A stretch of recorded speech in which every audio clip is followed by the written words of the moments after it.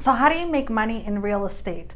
There are different kinds of investors, and a lot of times we've spent quite a bit of time talking to people that are first-time investors or going to be purchasing investments. Today I want to talk to people that already own a little bit of real estate.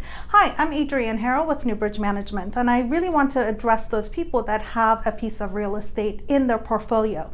Oftentimes, or sometimes, people inherit a piece of real estate and they don't really know what to do with it. It's just bare land that's sitting out there and they own it. And they wonder whether it should be used for agricultural reasons or to sell it or to do something with it. I would always recommend that you consider developing a piece of real estate. Developing real estate is not as difficult as it may sound. A lot of people tend to think, gosh, I can't handle this, I can't do this. One of the first things that I would recommend is to go to the city. Cities always have a plan for a general plan that develops the guidelines for a use of real estate. You can always find out whether that piece of real estate that you own, whether it's in commercial zones or whether it's in residential area.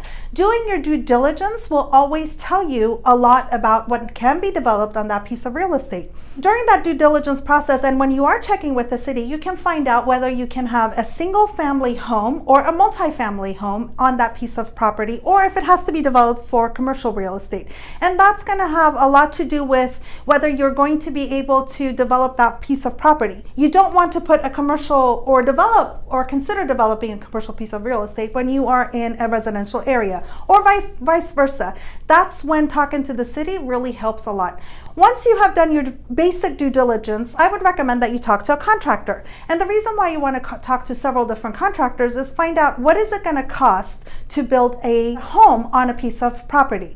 A contractor is going to be able to give you an idea as to the costs, but they're not necessarily going to be able to give you the engineering costs that are going to go into developing that property. So just talking to people is going to go a long way to help you in considering the development of a piece of property.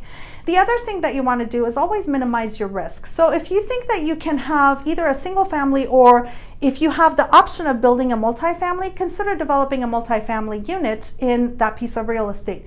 If you build something that is up to 4 units, meaning it's a fourplex or a triplex or a duplex, that's still considered a residential unit. Whereas if you develop more than 4 units, then it's starting to go more on the commercial side, and the type of loan that you can get for developing that piece of real estate is going to be a little bit different. So consider your risk tolerance in developing the piece of real estate, and if it's your first project, you might want to consider 1 to 4 units when developing a residential income property.